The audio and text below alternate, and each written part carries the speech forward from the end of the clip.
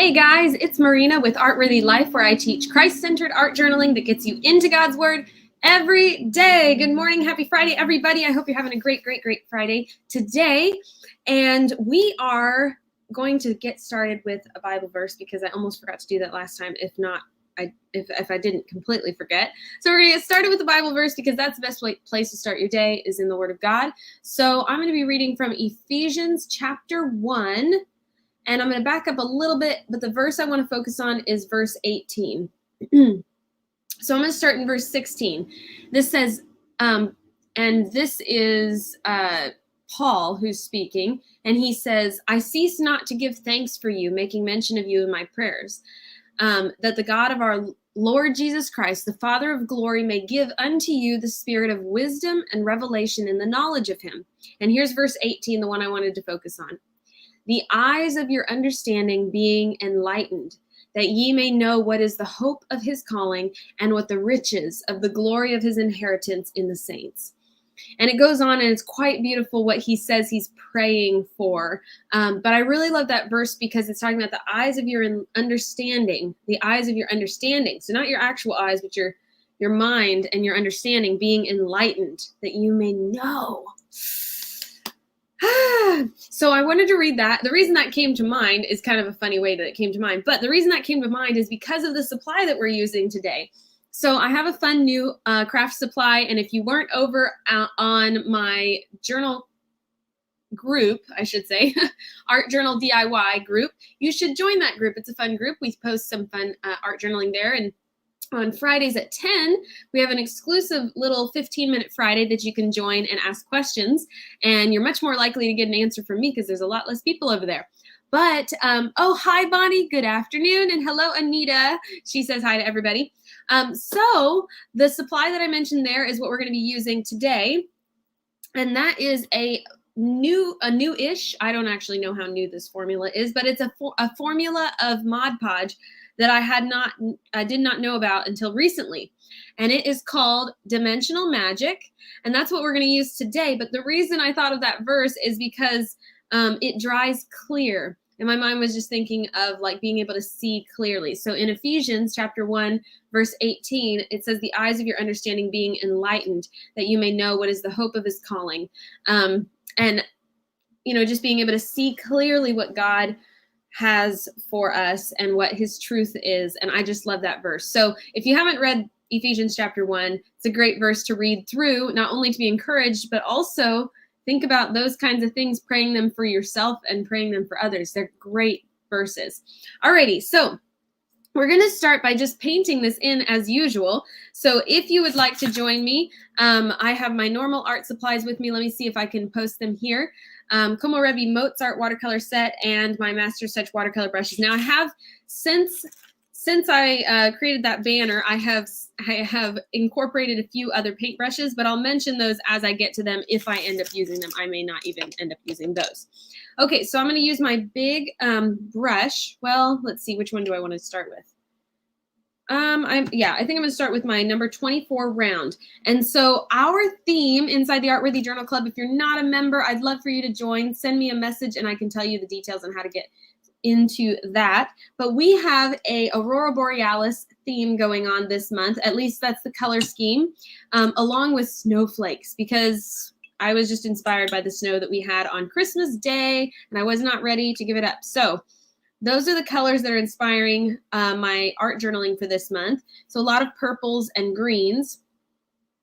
And the color that I like right now to use is the Azurite Blue from the Komorebi watercolor set.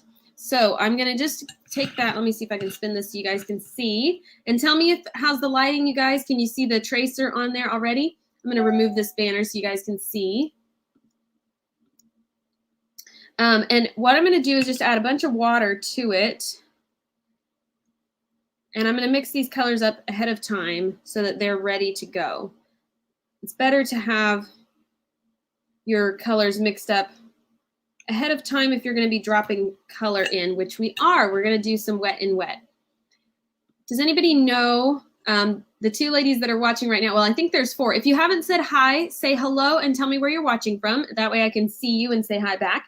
But those of you that have been around a while, tell me what technique you call it when the paper is already wet and you add watercolor to it. You kind of drop color in. What do I call that?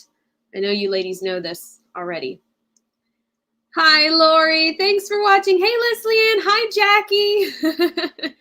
Tell everybody where you're watching from if you haven't already.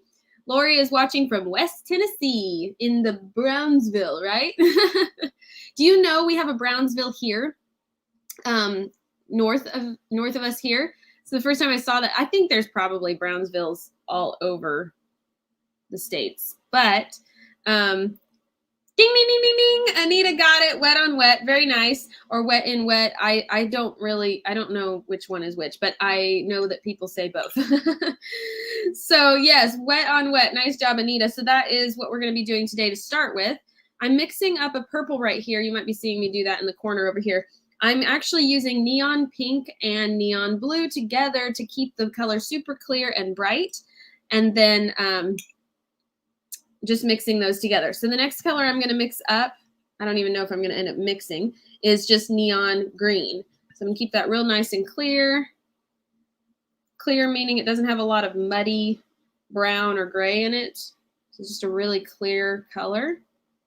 Not necessarily rich, like deep or rich, but just super clear. Look how bright that is. So I'm going to use that, and I'm going to add a touch of blue to that just so it's not so, I don't know, like harsh green. I just want it like a softer green. Okay, so there's my colors mixed up, 1, 2, 3 right there in my palette. And you want those mixed up ahead of time. So what we're going to do, I'm going to have a little bit of fun with this painting. It's going to be an unusual color choice, I think, for a painting like this. So we're going to start with a clean brush, totally clean, and you want it a little bit bigger than you would think because, and actually I could probably go smaller than this, but anyway, this is the one I have wet right now. And I'm just going to wet this whole globe down, and I'm going to skip this. I'm going to skip the snow and skip the church building. So I pre-traced this, guys.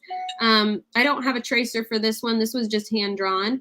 If you want to, you can look online for some clip art of churches, and you can just trace it onto your journal page. Now, my water is a little bit not clean, but ideally you want your water completely clean for this. But I'm going to add some color to it, so it's not going to matter. So what I'm doing is I'm just wetting this whole area with clean water. And now this is the fun part, and we've done this a little bit in the Art Journal Club, but on a much larger scale. So I'm going to take a smaller brush, and I think I'm going to use my number 4 round. Actually, yeah, I think I'm going to use my number 4 round to start with. We'll see if that's too big. And I'm going to add some color in. So I'm going to use my blue first, and if it's not rich enough, I'm going to add a little bit of azurite blue to that. So it's basically neon blue and azurite blue. While this is wet, I'm going to do S shapes kind of coming across the sky. If I can get it to drop in. And if my color is if my page is too wet, it'll just run a lot. We're just going to let it, look how it flowed around the church like that. That's wild. So I want my color just a little bit more pigmented because it's a little too watery. Then I'm just going to pull that across the sky in kind of an S shape, like a super stressed. You don't want a stressed out S. You want a stretched out S. So just pull it across the sky like that. And then I'm going to do another one over here by this tree. It's kind of like that.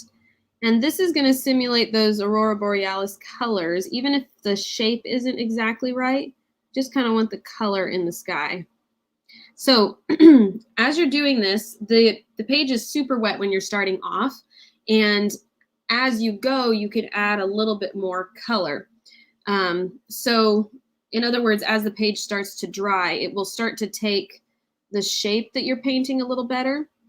So I'm just going to keep coming over it with more heavily pigmented color. So I'm getting this straight from the palette right now. Woo, look at that burst out like that. I love that. So now you can see it's starting to dry just a little bit. So I'm able to manipulate it a little more. And here's the critical point where I want to start adding the other colors because I can really manipulate them now. So I'm gonna add some green up underneath here. At the ends, it's still kind of spreading out in a way that I don't really want it to, but that's okay. It's gonna still have that effect of that bright green stripe underneath there. It's almost like painting a rainbow, but with only 3 colors. And I'm just kind of sweeping up any really big blotches of color. I don't want that happening. All right, now I'm going to come in with the purple. I'm doing that little S shape across there. Woo! And then just kind of, you can see I'm just kind of cleaning it up as I go. And I'm leaving white space, by the way. So there's not like a really solid background going on. It's mostly just wafts of color across the sky. So I also want some purple above this blue, and you can see it's starting to dry, but it's not totally dry. So I'm still able to drop that color in and let it blend.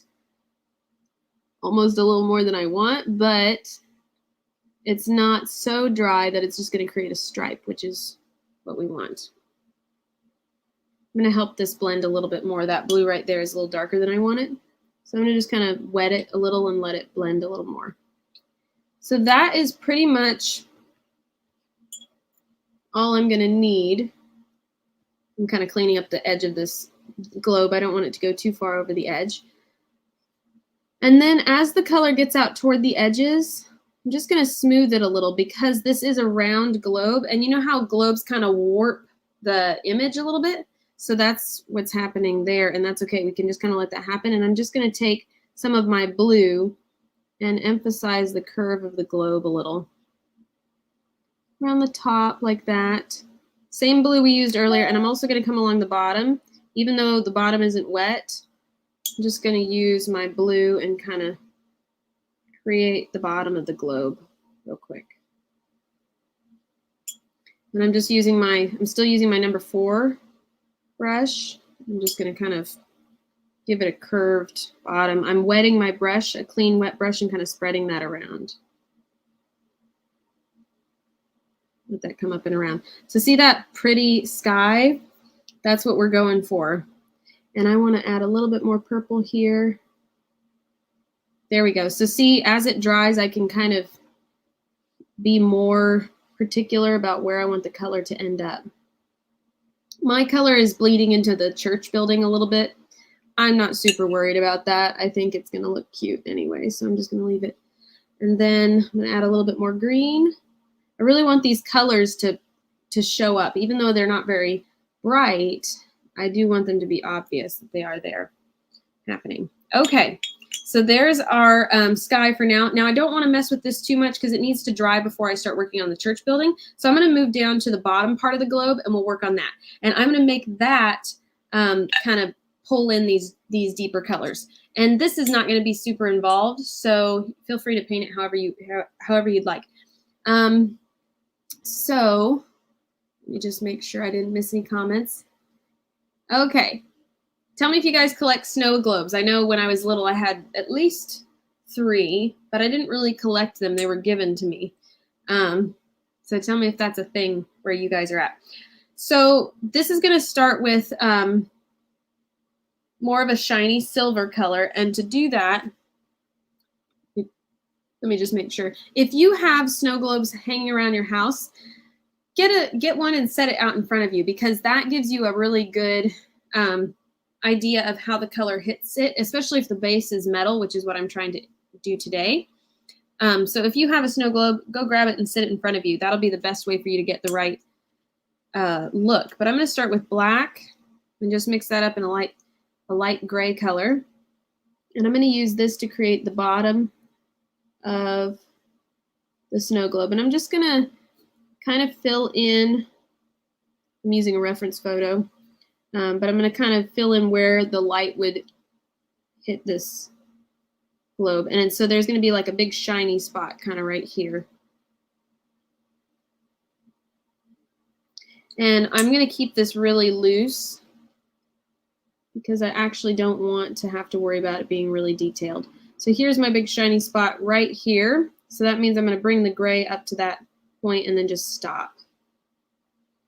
And then I'm going to start it back up over here and just leave this big shiny gap in the middle there.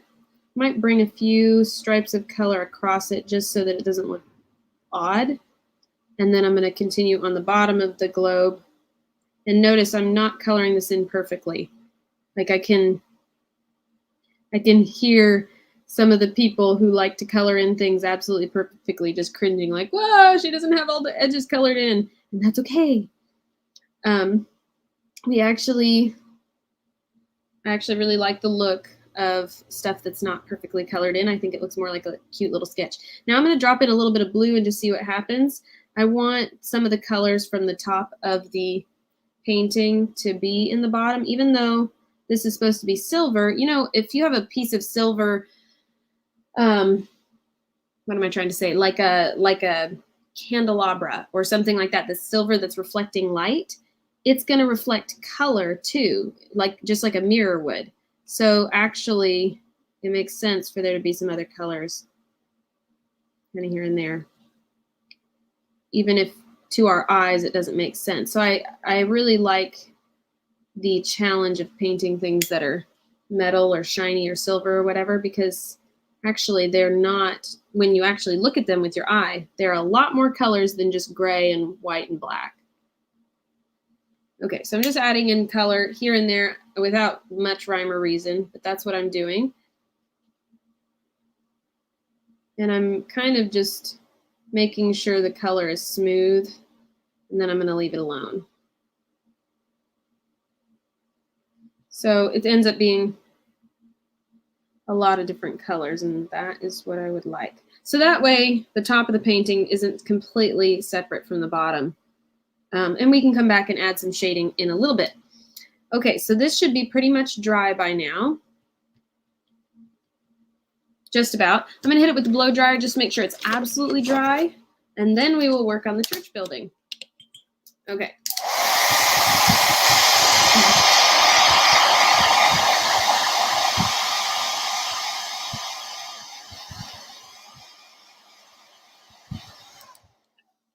Okay, so now it's dry, and I want to keep this really simple, like I said. So I'm not going to make the church building very detailed. Let's see if I see any comments. Okay, so do you guys have any churches like this in your area that are like older than 100 years, something like that? It's really cool. My Nana got to, well, I should say we went to my my aunt, her husband is a preacher at a little old church building, and I guess it used to be a schoolhouse before it was a church building. And so we got to go there. I was visiting my Nana at the time. Of course, we went to our family reunion. Then we went to my aunt's house, aunt and uncle's house, and we happened to hit it. I guess, I don't know if it was that weekend or if it was another weekend, but we happened to hit it when they were having their 100-year anniversary of the building. So it was a schoolhouse that got turned into a church building, and they were celebrating the anniversary of that. And so some of the people who came went to it when it was a school, and some people just attended it as a church. And I have such fond memories of that celebration because it's this little teeny church. I mean, not the smallest church I've ever been to, not the smallest chapel I've ever been to, but fairly small auditorium. And it was packed wall to wall. And so we were singing, I was singing at the top of my lungs these hymns as we're celebrating. And I could not hear myself. And I don't sing quietly. I mean, I'm not the loudest singer that I know, but I couldn't hear myself past everybody that was singing. It was one of the most beautiful times of singing that I've ever experienced, even though it was such a small, rural, little country church town. I loved it. Okay, so all I did here is I just dropped in a little bit of shading on the left-hand side, really simple. There's already like some accidental shading going on the left side of that. So now what I'm going to do is fill in the windows and stuff with a darker purple, violet color. So I'm going to mix in some blue into my purple that I already have, and I'm just going to real quickly shade in these windows. want to leave a little white on the right-hand side just so it shows a little bit of light, I guess. But I basically want to create those little arches and everything with a darker color so you can really see the shape of the building. I think that's a little too blue for me. I'm going to add some purple to this. I'm going to pull in the purple. I really like the purples that are in the sky. So if I can pull those into these little archways, I will. The point of these, I'm talking about the actual point, not this is the point.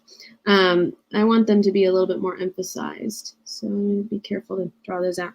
And this is super dark, notice, compared to the rest of the painting. So we're going to have to balance that out, and we'll be doing that in just a minute. So I just wanted to darken those up. And now what we'll do is draw in the roof of the church. We'll leave a little white on the right-hand side, or light, even if it's not just totally white.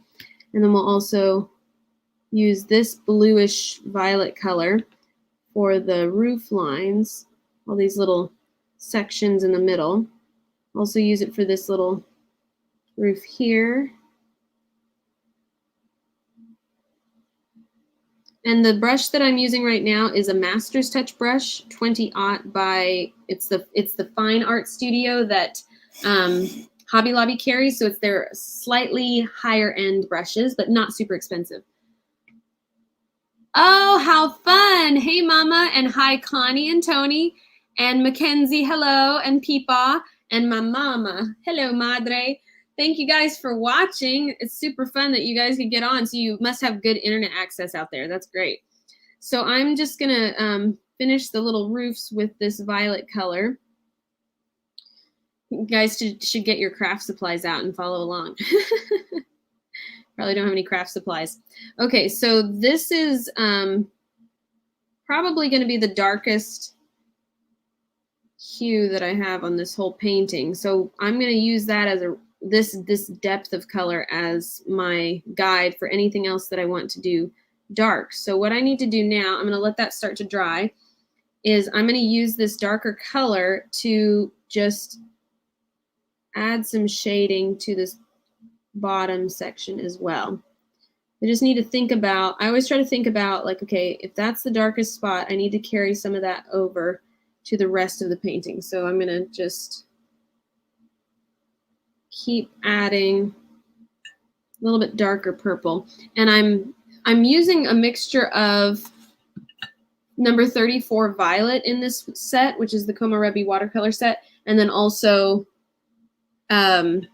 number 89 Azurite Blue. And the two of those together are just perfect. I mean, they're kind of rich and dark, and I really like them.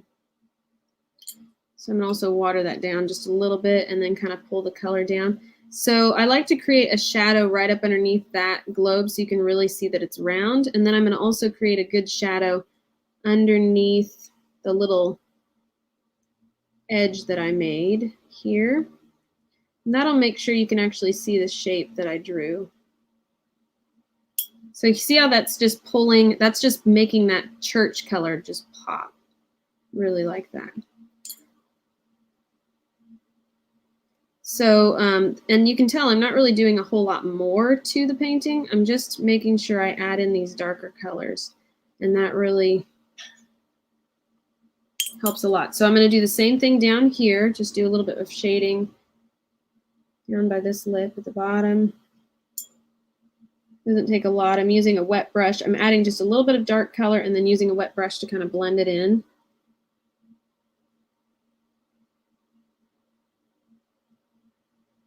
And when you're doing this kind of shading, it doesn't even have to go, it doesn't have to go all the way up. It doesn't have to go all the way across. It's like just enough to make sure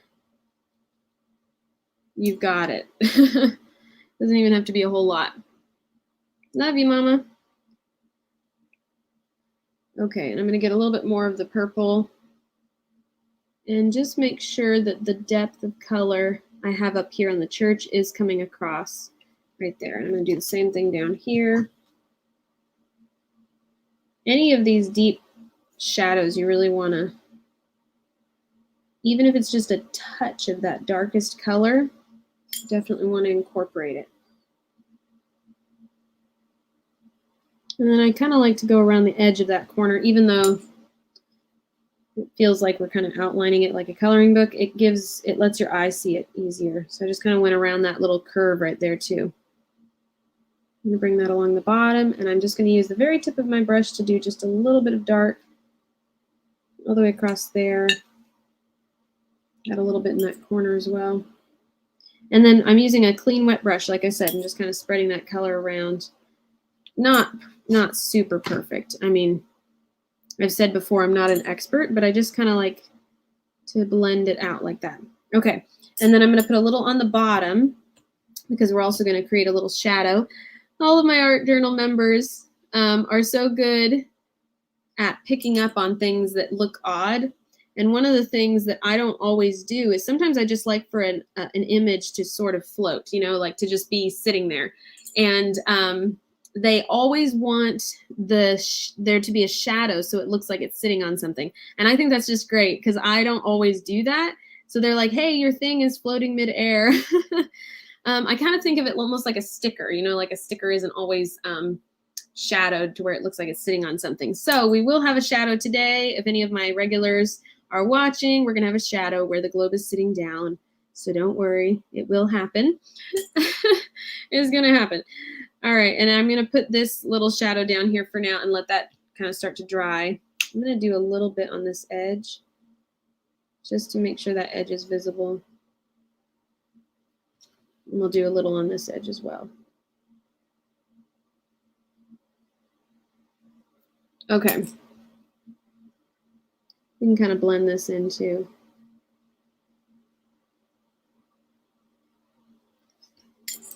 Alrighty. And when we have like more than one color going on like this, I feel like it helps hide mistakes. So if you're like, if you're just learning how to blend and stuff, try to, you know, mix up your colors and don't use just straight from the palette. A lot of times if you just add some extra color in there, it can hide, you know, little flubs or whatever. So I like to have like a mix of the blue and purple, and then if I need to come back in, I can add blue or purple or whatever, and it doesn't show if there's a little mistake or something.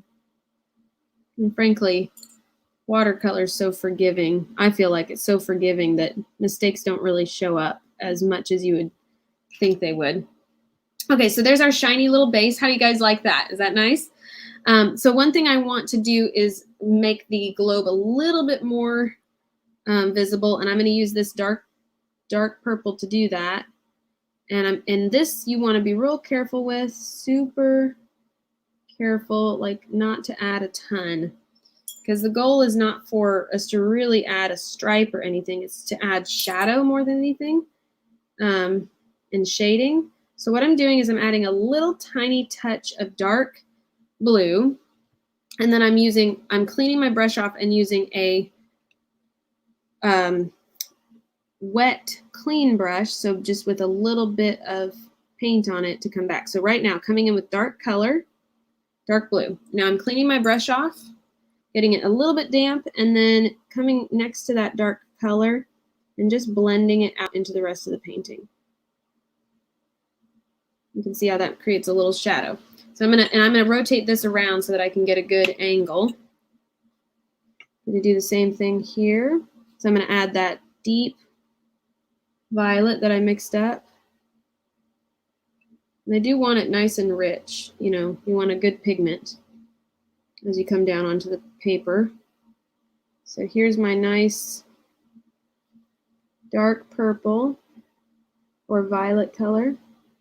And notice I'm not creating a perfect line all the way around the globe. I'm leaving little gaps where there's not really this blending happening. Now I have a clean wet brush. Make sure it doesn't have any pigment on it, because you're not adding pigment, you're just blending. Now I'm just going to scrub the edge of that and let it blend out into the rest of the painting. And keep wetting my brush. Just scrub the edge of this little line to fade it out. And then I'm going to take my clean brush again and fade it a little more. Fade it a little more, just like that. Just bring that down along that edge. And, you know, if you already have color going on, it may cause the other colors to blend a little bit, but I think that's okay. This area is looking a little bit overworked, but I'm not going to worry about that too much because it's not going to ruin the overall look of the whole painting. Now I have one last section to do, this little area over here. I don't want to overwhelm the areas I've made nice and white, so I'm just going to be careful to do just a little. And then clean wet brush again, come over here, bring that all the way around. And like I said, we can leave some of that white space. Okay, so there's our globe looking nice and round, lovely. I want a little bit, I think I want a little bit right here. And just wet this a little bit, make sure that looks balanced. Okay, and that looks great. So what we want to do now is paint in these trees. So there's some dark trees, and what I want to do is make my trees as deep as any of the other purples on the page. My the base of my snow globe looks a little crooked, but if I straighten it out like this, you can see it's a little straighter than it looks, but I think the bottom looks a little pointed. Hang on, I'm going to fix that. It's not actually super critical that the curves and everything are perfect, because the more perfect it looks, the less like a just a little sketch. The less it looks like a little sketch is what I'm trying to say. So I actually like for things to look a little bit wonky, or like when I'm drawing circles for tires or something like that on a painting, I'm okay if they're not perfectly round. So I feel like that makes it look more charming, but that did smooth it out a little and that looks nicer. Ooh, I like that shine on that. How are you guys liking this shiny? The edge of my thing got a little smudged. I must have put my hand on it. Okay, so what I'm going to do now is take my blue that I just mixed up, and I'm going to add, I always get the name of this one wrong, Brilliant Green. I always want to call it Emerald Green because that's what it really is. It's like this really cool emerald green. I'm going to mix that into the blue I already have. I'm just going to get this really nice, deep green color. It's going to end up like super teal, I think. But it's okay. I'm just going for a really rich dark green, and I think that'll work. So the color, let's see if I can get a scrap paper for you guys. This is what the color looks like. And I think it's even going to be darker than that. I'm going to add a little bit of black, just a tiny bit of black. I don't want to add too much. There we go. There's the color I want. And I'm going to keep that somewhat watered down because I don't want to have to go darker with my blue. And if I go any darker, I'm going to have to darken my blue too. So I think it's looking dark enough. So let's grab the small liner brush. And we've done these trees before at Christmas time, if you remember. But let's go ahead and do some quick little evergreen trees coming down like this. I'm just going to, I like for my trees to be a little bit messy. So I'm kind of smudging my brush a little, but basically you're going just across 1, 2, to the left, to the right, to the left, to the right, and making these little wobbly lines. Also, what helps is if you kind of just shake your hand a little bit as if it's, you're not able to hold a pen straight. Sometimes I have that problem by accident. It's like, I worked too much out in the yard. Now my hand is tired and I can't paint. But in this case, it's nice for it to be a little wobbly because it creates this nice, really nice, imperfect, kind of droopy looking branches, and they're really pretty. All right, so I'm just gonna bring that all the way down. And you see how deep that green is? This just like frames in all the blues that we've added so far, just gonna be offset by this really pretty green, evergreen color.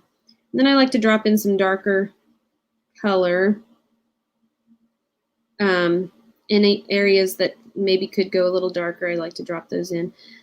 I'm gonna make sure the bottom of this tree looks somewhat random. I don't want the bottom of the tree to look really perfect. Okay, and then there's one other tree over here. One if I don't accidentally make two. I'm going to make the top of this tree a little bit more pointy. And you can do this really fast. It doesn't have to be anything really stressful. Just kind of make your wobbly little tree in the background there.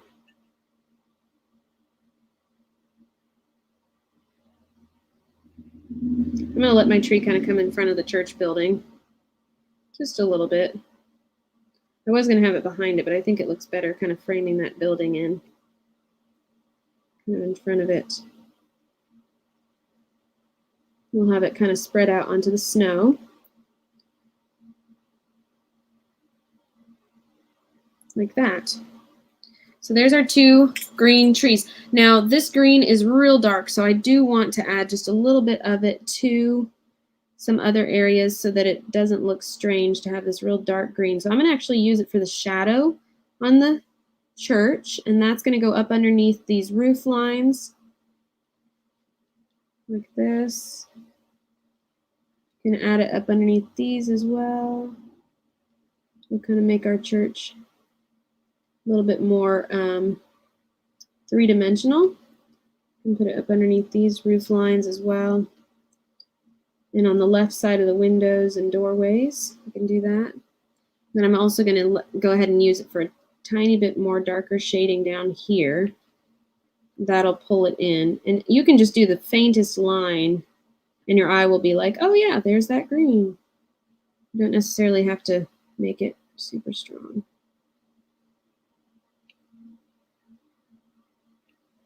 And just kind of fade that in like that. And you can still do that wet brush technique, just kind of like add a little darker color and then use a wet brush and blend it in like that.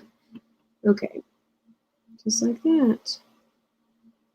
So like I mentioned earlier, if this kind of painting is really fun for you, or you like the idea of doing some watercolor art journaling, or doing, you know, just adding some art into your daily life. I know a lot of people have a hard time to incorporate art into their daily life, especially if you're a creative person.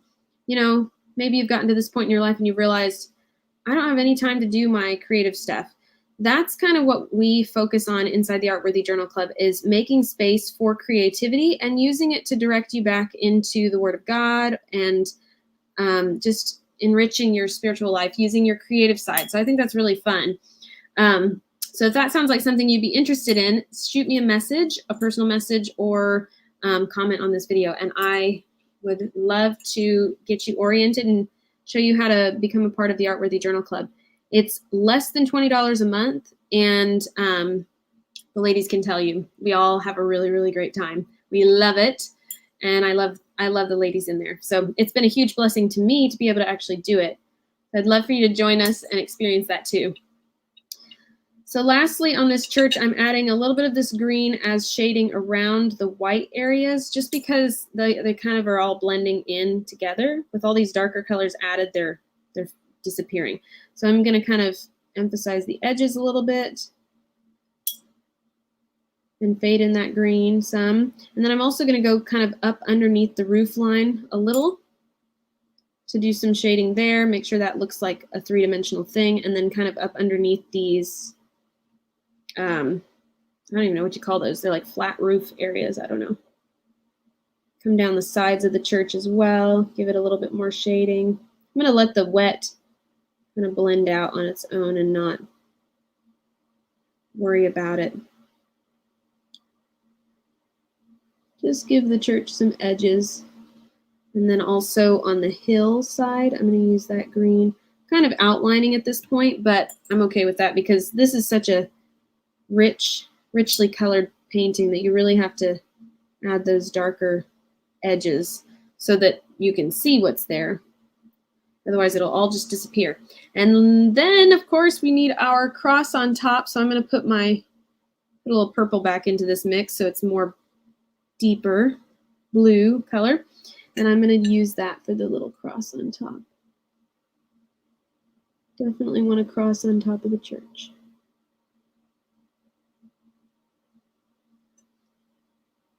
All right, I like that. So I'm going to hit this with the blow dryer, and let's experiment with this new art supply that we have. Did you guys forget that we're doing this new art supply? How many people forgot that? Okay, I'm going to hit it with the blow dryer real quick, make sure it's completely dry, and then we'll do that fun one.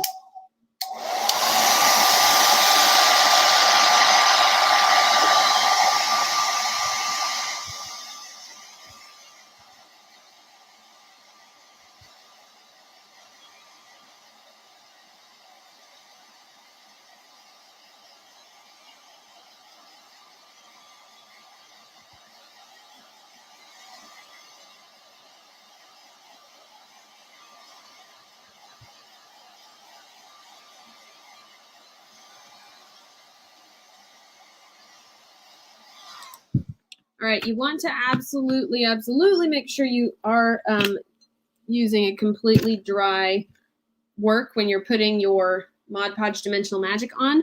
And I just want to let you guys know this Mod Podge will actually work for jewelry and other things like that. So if you want to make those little pendants and things, have fun experimenting with it. If you get a bottle of this, there's definitely lots of different things you can use it for. So I'm going to go ahead and put this on. And today, normally I do the entire art journal page, but I'm just going to do the painting with you guys today. I'll do the art journaling later because I don't want to smudge it while I'm using the dimensional magic. So just bear with me. We're going to just do this today and not do the lettering, at least not live. I'll do it later. So here we go. I haven't used this very much, so I'm not sure how it's going to go on a really big surface like this, but as far as I know, you can just pour it, and I think that's one of the reasons they make it take a little longer to dry, because they want you to have time to manipulate it. I'm just poking the end of it. I just realized it probably glued itself closed, so I just poked it with a needle. And then you want to have a needle nearby because apparently, number one, you don't shake this because you don't want bubbles. And then apparently if it does make bubbles, you can just kind of pop them and it'll smooth out on its own. So I'm just going to guide this around the edge of this globe. I'm going to push it out toward the edge a little bit more. I want this all the way to the edge. Oh, I should have erased my pencil lines. I just realized. Oh well. Let's see. Maybe I can erase my pencil lines without making a huge mess. I'll erase some of these pencil lines because I'm about to seal all this in and I won't have any way of going back. So I'm going to erase these pencil lines on the church at least. And then I'm also going to do what's around the edge of the globe if I can manage it. All right. So far, so good. Whoops, be careful not to blow my dimensional magic all over the place. All right, here we go. So I'm going to go kind of careful around the edge.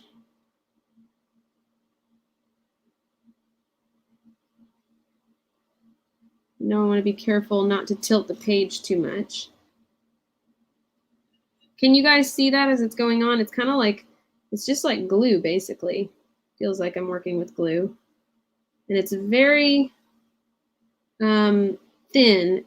Well, I shouldn't say very thin, but it's thinner than I expected when I first started using it or working with it.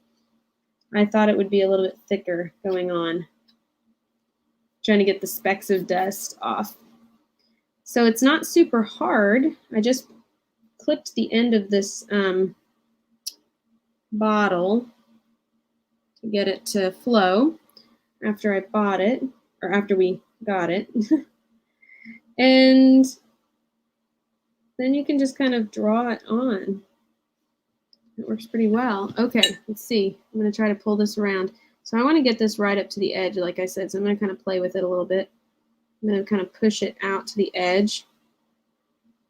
Ooh, I'm not sure how this is going to react to the watercolors now that I look at it. We'll see what happens, I guess. Okay, and then I'm just going to fill this in. Whoa! Very much liquidy. Here we go. Let me spread it across. Maybe it's going to be okay. All right, spread that across. Ooh, this is crazy. I'm a little concerned because it's wet, but it doesn't seem to be reactivating the watercolors. So I don't know what's going to happen. And this is 3-dimensional, so it's definitely going to be a different effect inside the journal. I'm going to pick up some of this that's on the edge because I don't want the edge of the globe to not be on the line that it's supposed to be on. So I'm going to kind of push that back where it flowed outside of the lines and hope that that just smooths out. All right, it does look like some of the color is lifting a little, but I don't think it's going to actually move. So as long as it doesn't move, it should dry okay. I'm putting a lot of this on. I don't know if I should put this much on. This is kind of a fun experiment. Can you guys see where the shiny is? I think it's showing up on your page now. All right, I'm just going to push that around. That is a lot of dimensional magic. So I'm also lifting this up a little because my table's a little bit unlevel. But I'm going to take my needle now, and it says to pop any bubbles. You don't want any bubbles because those will just dry in your journal. Oops, I think I made more bubbles trying to pop that one. Maybe those will be okay. Ooh, there we go. I got one. I know there's one right here, so I need to pop that. That's not as easy as it sounds, popping a bubble. They just kind of run away from you. Interesting. See if it'll let me do it, if I just kind of scoop it up or send it away. That's so strange. It does not just pop. There we go. I got it to the edge and I popped it. So yeah, look at your thing and see if there's any bubbles that need moving or popping. And then, like I said, it takes 3 hours to dry fully. Although the other day I worked with it and it took maybe like an hour and a half. But it was a much smaller piece. Come on, Bubble. You are no longer allowed. There we go. I got it. And then I'm just going to push this liquid to the very edge of the globe because I really want the very edge of the globe to be covered. I want the whole thing covered in this stuff so that it looks shiny.